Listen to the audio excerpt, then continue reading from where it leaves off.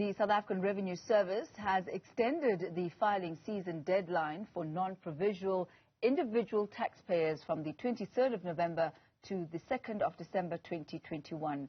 The Revenue Service cited, among others, the impact of load shedding on taxpayers, which made it difficult for them to file their returns as one of the reasons for the extension. For more on this, I'm joined by Mr. Johnstone Makhubu, the Chief Revenue Officer at SARS. Mr. Makhubu, thank you for your time today. Yes, we see the Eskom issues and the inconvenience that has caused to so many South Africans, that being cited as one of the reasons why the extension has been granted. Give us some of the other considerations that went into making this decision. Good afternoon, Tammy, and thank you very much for having us on your show, and greetings to your viewers. Indeed, load shedding being one, and I must also emphasize that in deliberations and engagements with taxpayers and tax practitioners, that issue had come up, and being a listening tax administration, we needed to consider that. But you'll also recall that earlier on in the filing season, we had decided at the peak of the third wave of COVID to shift out the in-branch filing between the 1st of July and the 16th of August. And that is another consideration that we've had to take into account in terms of the lag effect of that towards the end of the filing season.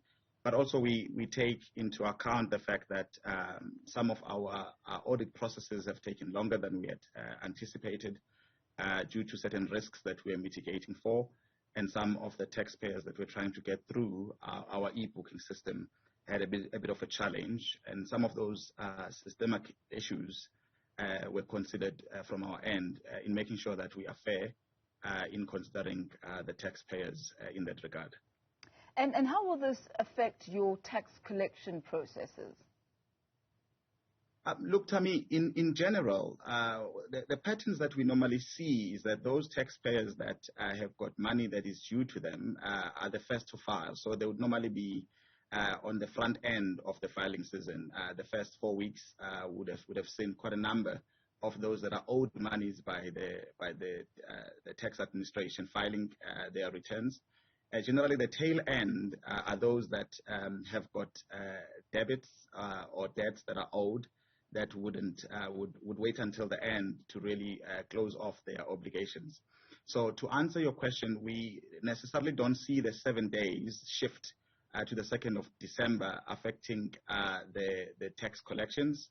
We still believe that in the Q4, which starts in January through to the end of March, we still have enough time to make sure that we collect whatever debt that may arise out of the filing that will happen until the 2nd of December. Talk to us about the accuracy of the number crunching that actually takes place at SARS. How rife are mistakes from your side? Look, we run a system that is tightly controlled. We pride ourselves in as far as trying to make sure that we've got quality management systems, checks and balances, in as far as minimizing those mistakes. But I think it's also important that we do acknowledge that from time to time there would be those errors that do creep in.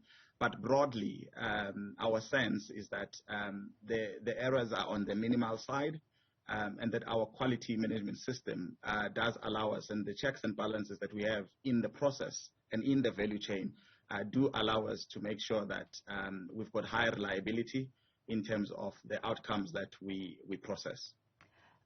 And I asked that question in reference to an article that I saw a bit earlier on in MoneyWeb, where a taxpayer was refunded money by SARS, and then that money was withdrawn and basically got taken back into SARS. So that refund was recalled. Tell us about that situation and how that could happen.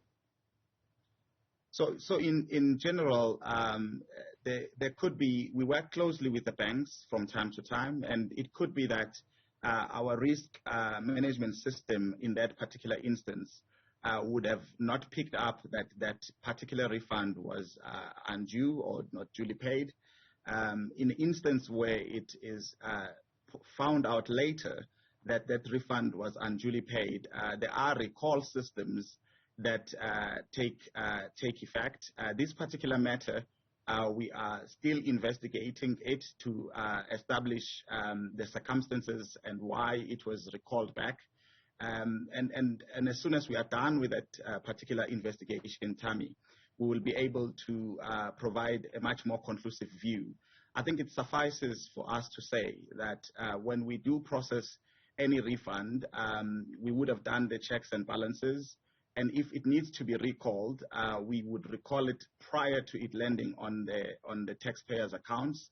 And therefore, this particular case that you're making reference to requires that we take time to investigate and make sure that we understand which parts of our process didn't work correctly, and seek ways of remedying it.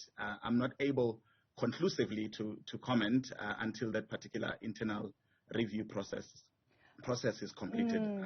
What the article says is that there was an intervention there by the tax ombud, the office of the tax ombud, and that you as SARS eventually paid that tax refund back to the taxpayer.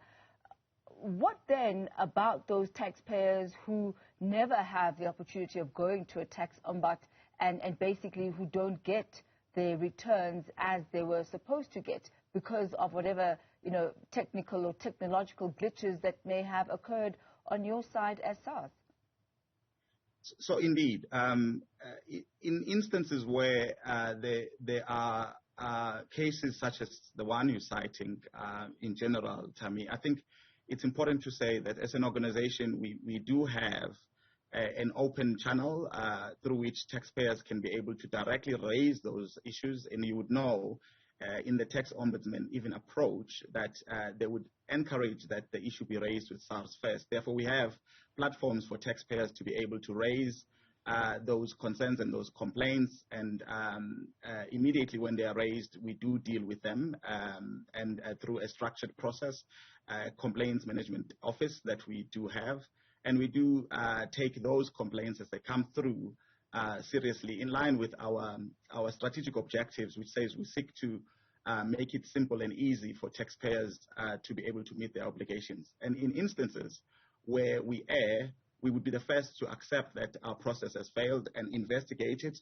and take remedial activities to correct instances that requires to be corrected accordingly. So in sum, I'm saying that we do have a structured approach where taxpayers can approach us where there are those anomalies, and in instances where we have found instances where we have had to, before monies land into the bank details of taxpayers, recall them because of our risk systems that pick up those risks as they emerge from time to time. So partly, I would want to acknowledge that indeed, when those unfortunate incidents happen, we do investigate them and bring them to its proper close.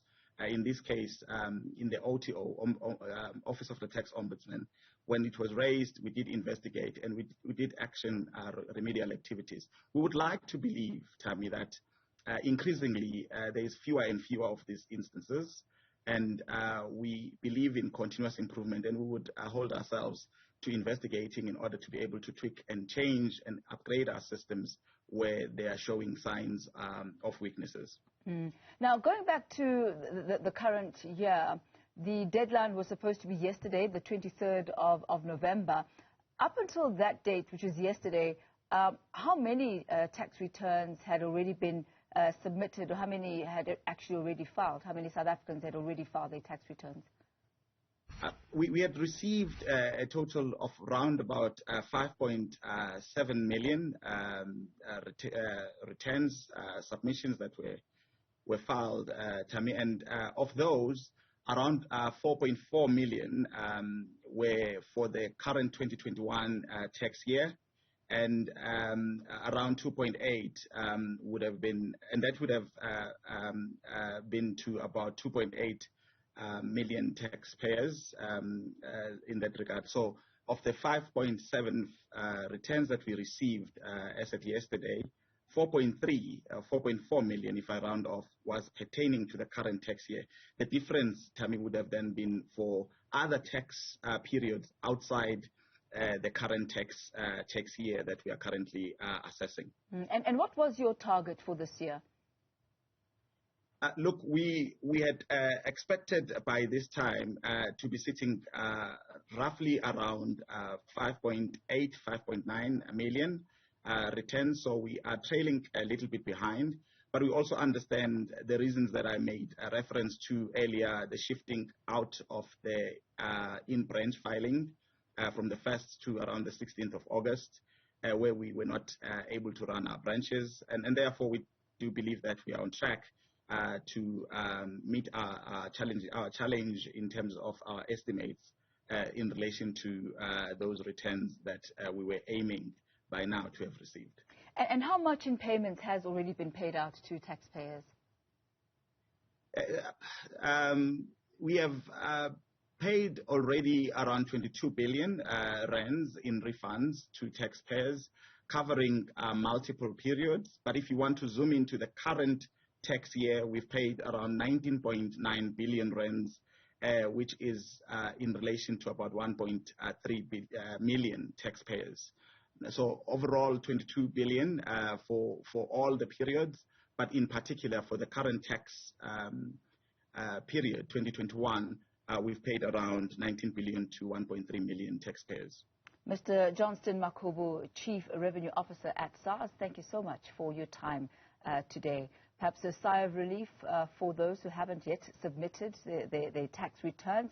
The deadline has now been extended from the 23rd of November, which was yesterday, so you would have missed the deadline, to the 2nd of December.